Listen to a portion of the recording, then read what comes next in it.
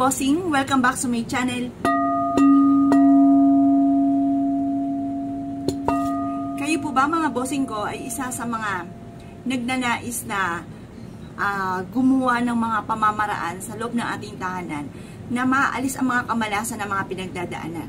Kung ikaw po ay kasalukuyan nag-iisip sa ngayon, ano kaya ang pwede kong gawin upang sa ganon mabago ang takbo na aking pamumuhay, mawala na ang mga problema kong pinagdadaanan, or kaya po ay kung ano man yung mga pangarap namin, kaagad namin itong makamtan. Kung panay pangarap lang at parang pansin nyo na hindi naman nagkakatotoo mga pangarap ninyo, subukan nyo po itong gawin sa loob ng inyong puntahanan. Ngayon po mga bossing, kailangan nyo ng 3 susi na luma na hindi nyo na ginagamit. Pagkatapos kailangan nyo ng isang stainless na kaldero. Lagyan nyo po ito mga bossing ko ng tubig. Tapos ilagay nyo po yung susi po ninyo ng 3 piraso ha mga bossing. Tapos kumuha po kayo mga bossing ko ng lemon. Yan, lemon at saka tanglad. Yung lemon, pwedeng kahit balat lamang kung gusto yung gumawa ng lemon juice, yung pinakabalat, instead na itapon, gamitin natin pampaswerte. Pwede rin naman mga bossing ko na yung kalahati ng lemon, ipiga dyan sa may kaldero, or kaya po mga bossing ko, yung isang buong lemon, kung marami kang lemon, yung isang buo na, lalo na kung first time nyo itong gagawin. Pero pwede rin naman mga bossing ko, yung balat lamang.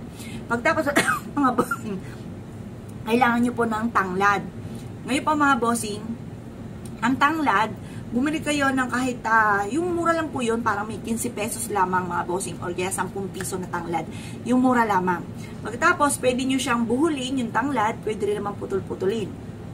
Ngayon pa mga bossing, isama nyo po yan, dyan sa kaldero, lagyan nyo ng kalahating tubig, or kaya po, punuin nyo, wag lang apaw. Tapos, wag nyo itong tatakluban. Hayaan nyo po siya mga bossing ko na kusa siyang kumulo. Pagtapos po nito mga bossing ko, ay pag kumulo na po siya, off nyo na po yung kalan. Marami kayong pwedeng gawin. Pwede nyo po itong ipanlinis ng inyo pong sahig, ibuhos muna sa harapan ng inyong pong tahanan, or kaya ay pwede rin naman po ito na maglagay ka ng may umuusok sa ilalim ng inyong higaan, or kaya po yung iba pa ng tubig nito ay ipampaligo po ninyo. Pero syempre hindi purong mainit. Halimbawa, kalahating timbang tubig, ibuhos nyo yung pinakanatira, tapos tandisin ang inyong pong balat, kung kaya na ng inyong balat mga bossing. Tapos ipampaligo po ninyo. Yan po yung makakatulong upang sa ganon, instead na kayo malasin ay puro swerte ang darating naman sa buhay po ninyo. Kaya kung kayo pinaniwala at nais po itong gawin nyo na po ito mga bossing ko. Proven po yan. Ano po mga kailangan? 3 susi. 3 susi, kaldero sa pagpapakulo po natin. Tapos ganoon din po ang tanglad at ganoon din po ang ating lemon.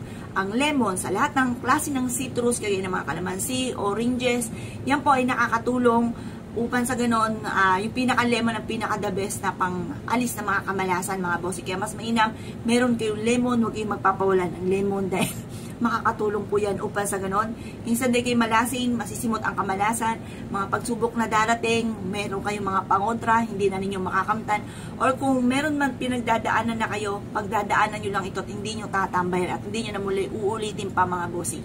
Yung pa mga bossing ko kayo po naniwala at nais po yung gawin, lumarga po kayo mga bossing at good luck po sa iyo po lahat.